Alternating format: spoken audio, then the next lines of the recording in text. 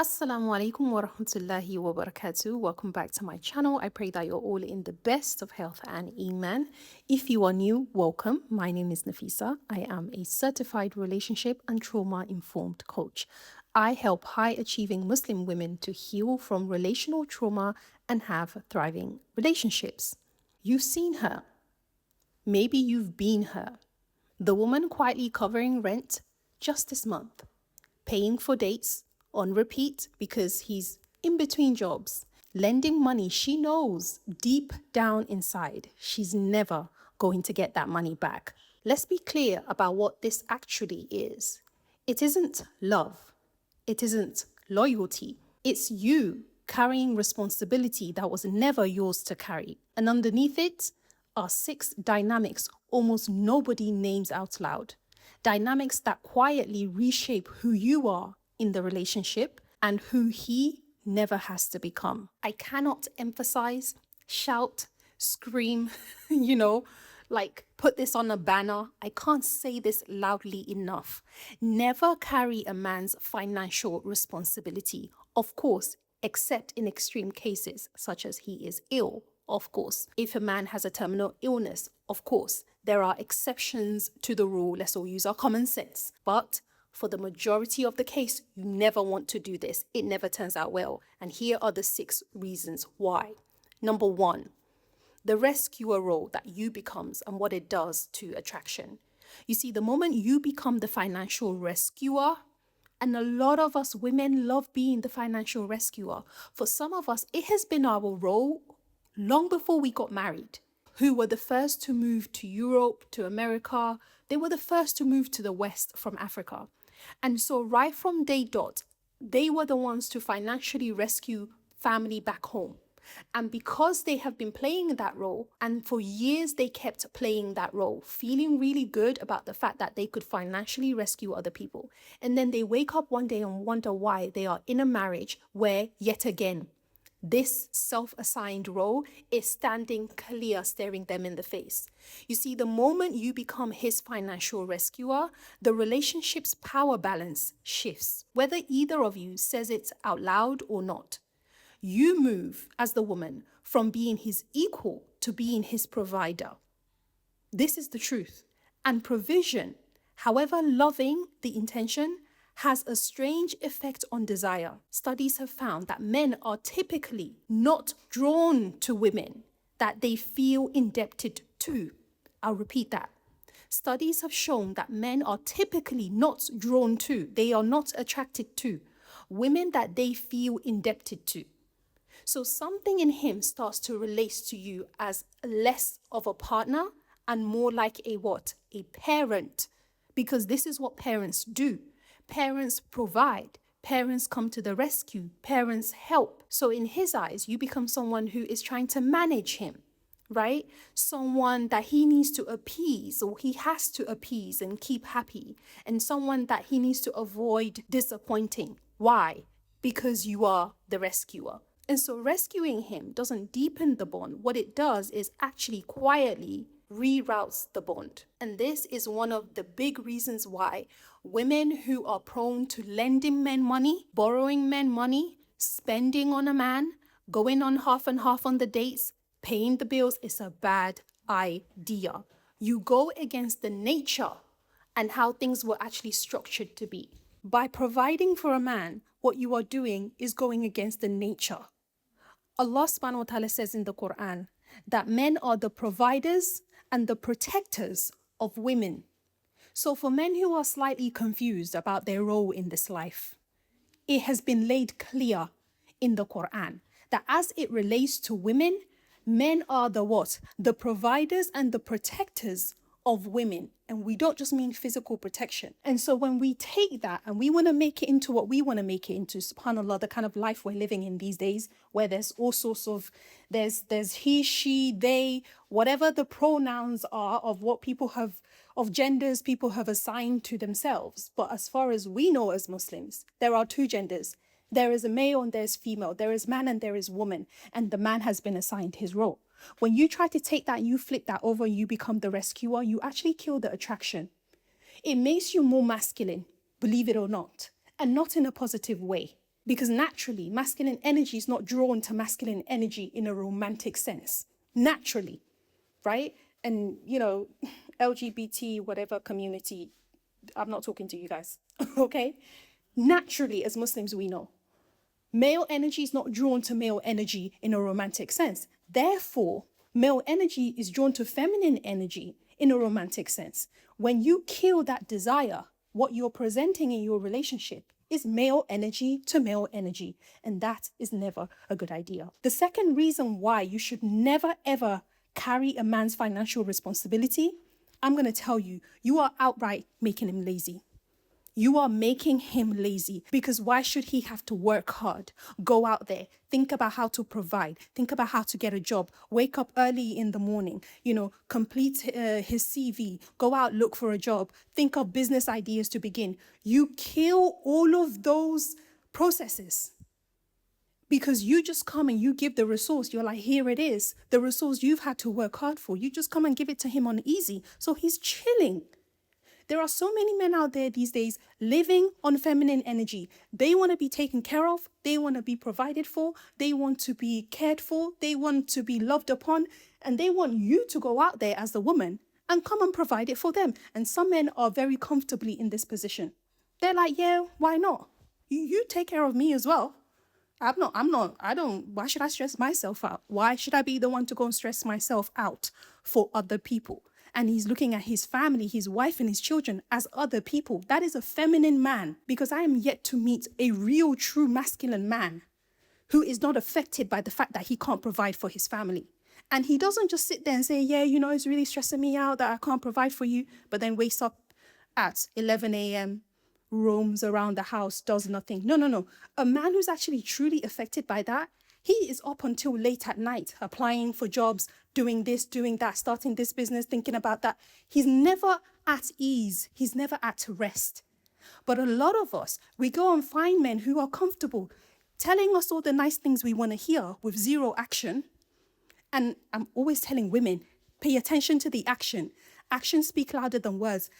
Forget my intentions, and that was not what I intended. I don't care about your intentions. I can't see those. I don't know what those are. Show me your actions. Your actions tell me who you are. So when we're talking about a true provider man, he is never at ease, and he's not a lazy man. You can see by his unease at the idea that you are the one providing. But when you meet a feminine man, you will see how happy he is at the fact that you are the one bringing to the table. You're the one thinking in and putting your head in overdrive, trying to move the family forward. You're the one thinking X, Y, and Z, coming up with X, Y, and Z idea, trying to do this, that, and the other for him. And he's sitting there chilling. When you do that, he remains a boy. Going back to my first statement, he remains a boy. You stop him from growing, from actually becoming a man. And I'm speaking to you as a mother who has a son. And one of the silent agreements I have made between myself and my Lord is my son is going to be a man by the permission of Allah.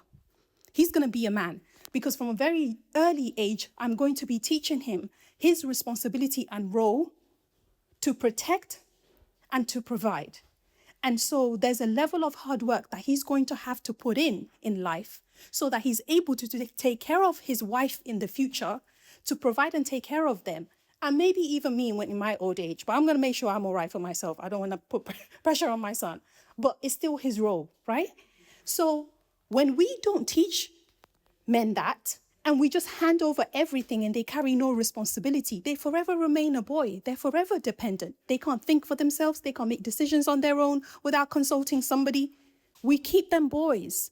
And too many women are dealing with boys in grown men's bodies. And this is one of the problems that's making marriages not to last, because men actually have not grown up. They are still dealing with a boy's mindset. So if we want to contribute to a better future for our children's generation, and even at the level that we are at now, we women now who are seeking for spouses to settle down with, and those of us who are married, have got to begin holding men accountable, yeah? And we've got to stop being the rescuer, and we've got to stop the desire to do all the heavy lifting just to make life easier for them. Another reason why you never want to carry a man's financial responsibility is because you make to disappear that sense of urgency. Now, what a rescuer does, which is the women who provide for men and carry men's financial responsibility, is that they remove consequences. You see, every human being changes faster under real consequences than not. So, for example, if you lose the roof over your head, meaning you don't have a place to now stay in and you don't have money to pay rent, you'll be surprised how hard you're going to work that month. When you feel like the month that's coming up, I've got no money to pay rent, and if I can't pay rent, I'm going to be homeless. There are stories of people who's made 100K in a very short period of time because they were homeless living in their cars. When urgency kicks in, the reality is we move faster, right? We don't always want to be operating from a place of urgency, but it has its place. And when you are the rescuer, you remove urgency from the equation, and you also remove consequences from the equation. So, and then you sit there and wonder why this person is unmotivated.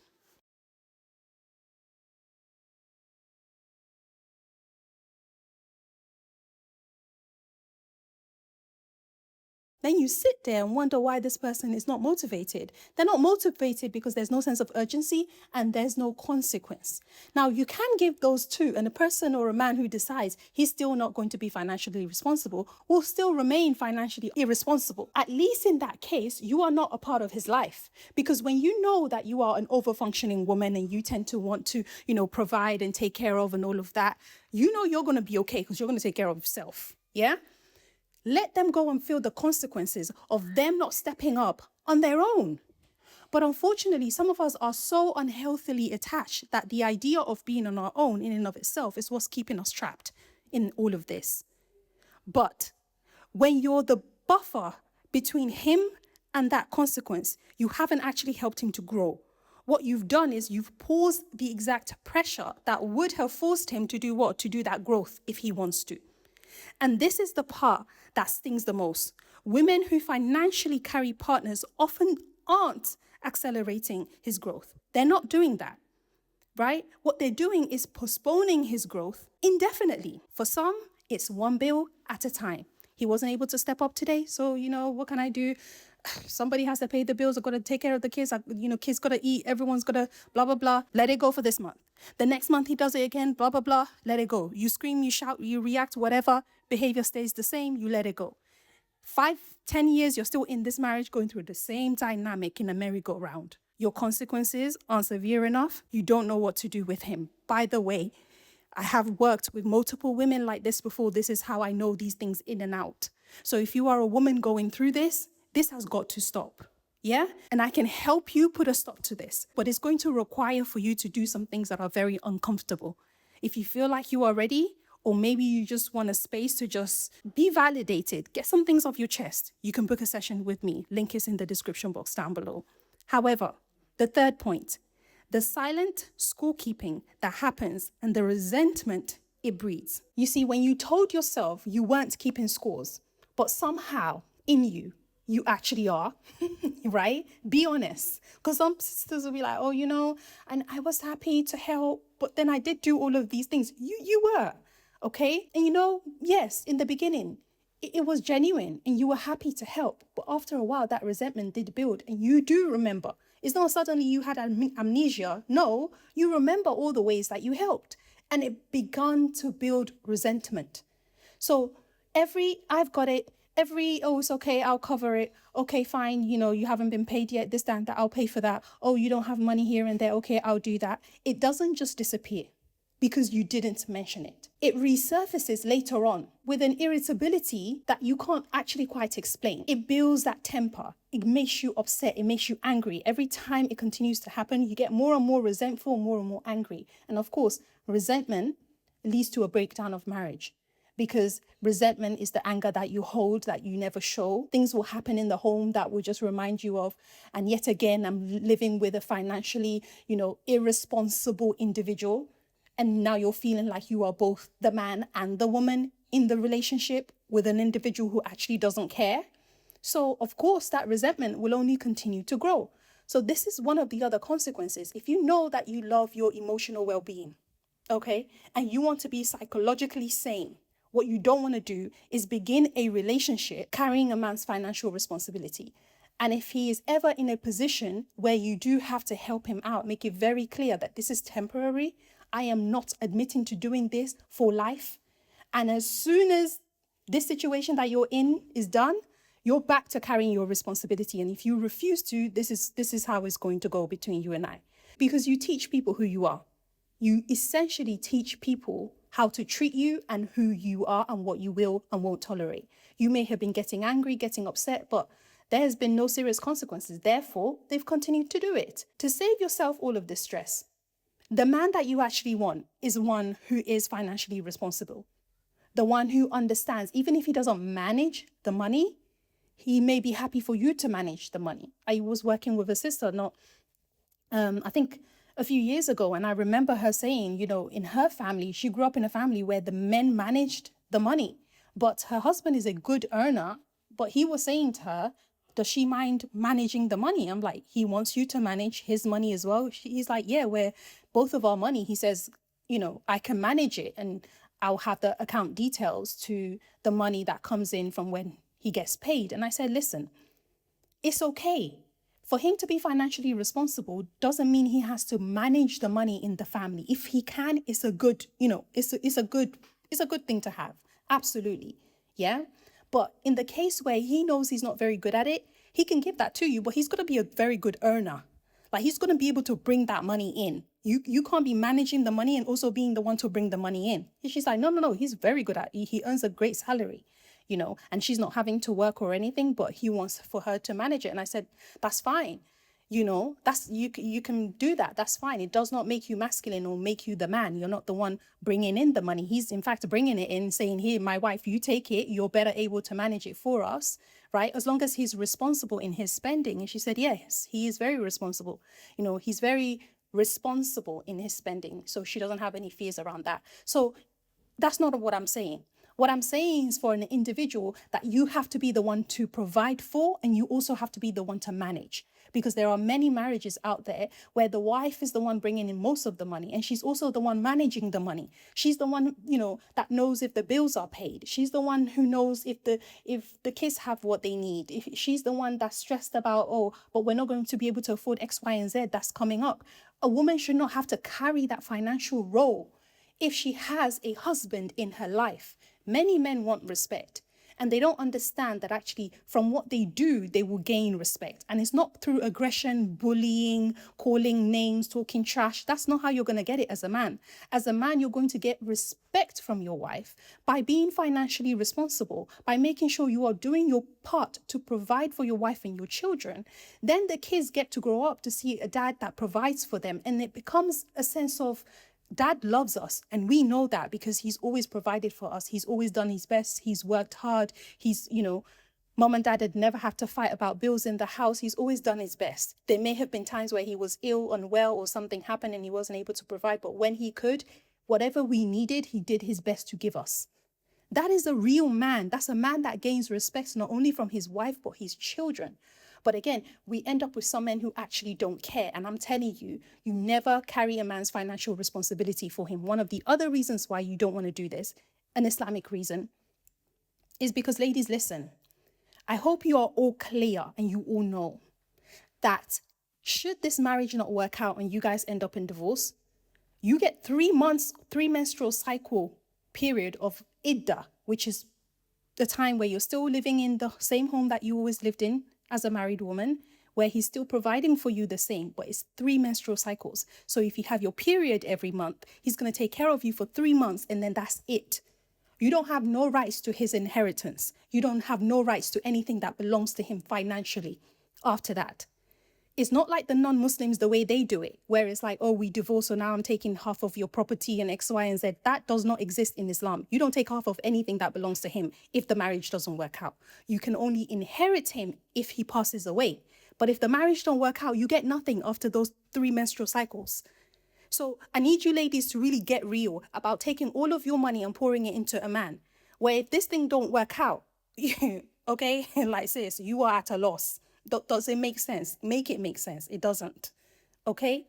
So I'm not saying that to say don't give or don't financially help or contribute. It's a means of charity. You do it for the sake of Allah, right? But you don't take everything you have. There's women selling all of their properties, selling their gold, selling the last piece of land that they have to get a man to a certain level. And then once he's at that level, he's got a side chick. There's women working day and night to build something with a man. And then later on, he goes and gets another woman or marries another woman. And all the things she thought was going to be for her and the kids and him is now being shared to another woman and her children. And she's like, but I'm the one that built this with my husband. If it wasn't for my hard work, we wouldn't be here. Now this other woman is here to collect. Yes. So you need to move with wisdom, sis. Okay? Like, some things you can do together, but make sure you also have your own and let him carry his financial responsibility. If he builds his house, if he built or bought his home by himself, he can have the right to then bring in whatever woman he wants to bring in or give it to whoever he wants to give it to. But some of us, we allow love to cloud our judgment. Like we're operating too much from our hearts to where our head is no longer working. And then we find ourselves in certain situations we begin to regret.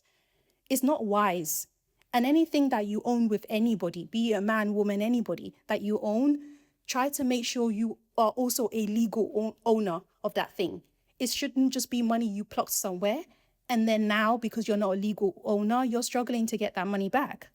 Let's keep those boundaries. And that does not mean you don't love the person or you don't trust the person or whatever. It's because life can happen and people can change. Maybe the man you married in the beginning was very trustworthy. You can never suspect him of doing anything to harm you, that he would always financially take care of you. But when things get ugly, people also get ugly. You know what I mean? Like, he's going to be the nicest man to you, but when you start saying you're leaving him or whatever, you may see a very different side to this person you've never met before. So make sure that things are legally in place to support you. Another point I want to make on why you should never carry a man's financial responsibility is because of the identity shift.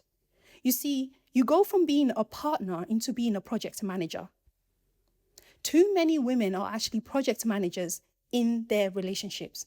So when you're financially covering someone, you're inevitably starting to manage them as well, because you're managing the bills, you're managing the timeline, you're managing his choices, his potential. You stop relating to him as a full-grown man, making his own way and instead you're starting to relate to him as an unfinished project. And a lot of us may have been operating like this. And just because you've been like this in your past, you don't have to continue like this, sis. We've all made mistakes. We've all made dumb decisions, silly decisions that was like, what was I thinking and what was I doing? Trust and believe. Nafisa, who's speaking to you today, have made dumb decisions where I'm like, what was I thinking? But that's the beauty of life, that you get to learn and you get to grow. But you don't have to hold yourself accountable to the old version of you. You can say, now I know better, I'm going to do differently. You see what I'm saying? And if you're struggling to really put these things into place, again, you can book a one-on-one coaching session with me and I can help you with that. But it's exhausting to continue being the manager in somebody else's life, because you quickly lose respect for a man for whom you have to manage. You're not his mother. A lot of us these days are not trying to be, grown men's mothers. Oh, you got to teach him how to do this. You got to teach him. I don't want to have to teach him. I have my own children to teach. That's enough. I need to put myself in the right way because I've got my own issues to sort out. I've got to take care of the kids. I don't want another grown man that I also have to raise, So at the end of the day, that can be what ends up happening. Your identity begins to shift. You do become the manager instead of the partner. And that can really stop you from operating from a loving, kind, feminine place. And that can affect the love between the two of you. So instead of being that feminine, loving wife, you're now a manager and you're stressed out because you've got all of these other things to manage. Again, can lead to easy arguments in the relationship, in the marriage, in the home. That can lead to more problems. And you're drifting further and further away from that loving place, that place of mawadda and rahmah, that place of love and mercy that a husband and wife are meant to be, right? Another point is the self-worth leak. When giving becomes the only value you feel. I know I'm speaking to a woman out there. There's a woman out there who knows that the only way she's getting to keep this man is because she's continuing to give. Yeah. And for many women, it's the financial giving. Because you're dealing with an under-functioning man, a man who can't provide for himself, he knows that the value of being with you is that he's going to always have money. And you know that if I want to keep him, I got to keep giving him money. So you keep giving him money. You keep giving him money. It's your way of buying that love. And it's the one thing that makes you feel valuable. You think I'm valuable to him because look at all the things that I provide for him. Sis, that's the wrong way round. Sis, it is the wrong way round. It is the wrong way round. Your value should not lie in you financially providing for a man. If that has been all of your life, if you've always been the giver to other people, and that's the only value they assign to you because you are the giver, don't do it in a relationship with a man. Because if you don't have any inherent value outside of giving him money, you know that the day you stop the money, he's going to be off to another woman. And so it might be making you feel like I have to keep giving because that's my value. Otherwise, he's threatening, he's going to get another wife, he's going to go out there. Then what do I have? Step outside of money and really sit down and ask yourself what else you actually bring to the table. What else do you bring to the table? Is it emotional comfort? Is it support? What else do you bring to the table outside of money? Because always giving a man money is encouraging that man to remain exactly where he is, unambitious, not working hard. Look at the story of many successful people, men especially. You will see that they really became successful because of the skills and qualities they built when they didn't have anything and they really desired to have more. When you're the one bringing in everything, you take away that desire for him to want to have more because he knows that whatever the more is that he wants, you're going to be the one to bring it to the table. Finally, ladies, there is what happens, a compounding effect whilst you're covering him. What is this? This is the dynamic that's the easiest to ignore because it's invisible in real time. Every pound spent covering someone else's responsibility is a pound or a dollar not compounding in your own investments. It's not going towards your own business. It's not building your own security. This isn't just monthly costs. This is a multi-year level of cost. A woman can look up 5 years later, financially exhausted, still with a partner who's never had to build any financial muscle of his own, and realizing the real price was never the rent she covered. It was the future she quietly deferred. And like I say to my Muslim sisters listening here, if anything happens and that marriage breaks apart, you get 3 menstrual cycles and that's all you get. That is all you get. Nothing more, despite everything you've poured in. That is what your deen says.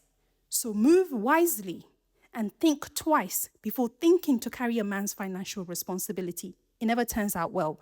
If you want a real man and you don't want a boy in your house, what you don't do is carry him financially. It may be better for you to figure a way to take care of yourself and your kids rather than take care of yourself, your kids, and also carry a man who is fully able to carry himself. And this is the part that really, it gingers my body, as Nigerians say. It really revs me up. It really gets me upset how a grown man, fully capable man, does not want to be financially responsible. That is not the way. And you as a woman, what you don't do is step into your masculinity and carry him, because the more you do it, the more of a boy you're going to be carrying. And if you want to carry a boy for the rest of your life, live with the boy for the rest of your life, that's fine. But sis, you deserve better than that. So inshallah, I pray that anyone who is with a man who is like this, I pray Allah subhanahu wa ta'ala changes him. I pray Allah subhanahu wa ta'ala helps him to wake up. But everybody also around him has got to realize that this is a problem. Because many people, unfortunately, they don't see what's the problem. They're like, oh yeah, but Khadija provided for the Prophet, so you should take everything you have and give it to a man who gets to sit at home and be a bum. We're not doing that. Because the Prophet sallallahu alaihi wasallam was never lazy. He was never lazy. He always took care of his family. He did his best. He was a leader in the community. He contributed. He still continued to work after he married Khadija. He didn't just sit at home and do nothing, right? And he was very good to her. So he was able to benefit as a result of him being such a good husband towards her. But what our sister's dealing with these days is, on top of having to financially carry him, you've on top of it got to deal with nonsense behavior. This is the part that just tips women off, because again, we're dealing with boys. May Allah subhanahu wa ta'ala protect us. Grant us good husbands, good men for those who are searching. Grant you all good husbands Good men, for those who are already married, may Allah help the husbands who are not fulfilling their financial responsibility to come to a realization. And may Allah help us, the women, and grant us wisdom about what's actually going to move the needle on this issue. Thank you all so much for watching this video. If you have enjoyed it, please give it a thumbs up. Also, ladies, if you just want to break from everything, yeah, and you actually want to spend your coin on yourself to actually enjoy life once in a while, listen, I've got a list of travel locations for 2027 that you can choose from. Come with us to a beautiful retreat in a beautiful location. Take a few days break. Yeah, treat yourself because you deserve it. I do this for myself every now and again because yes, I deserve it. I'm a hardworking woman. I will classify myself as a high achiever, yeah, as an ambitious woman. But I also know that I deserve to care and love on myself every now and again. I'm not going to work until I die, okay? God forbid. There's going to be times where I treat myself because I deserve it. So if you are interested in travel, women's only travel, check out my website. Link is in the description box down below. And I will see you all in my next one. Assalamu alaikum and bye for now.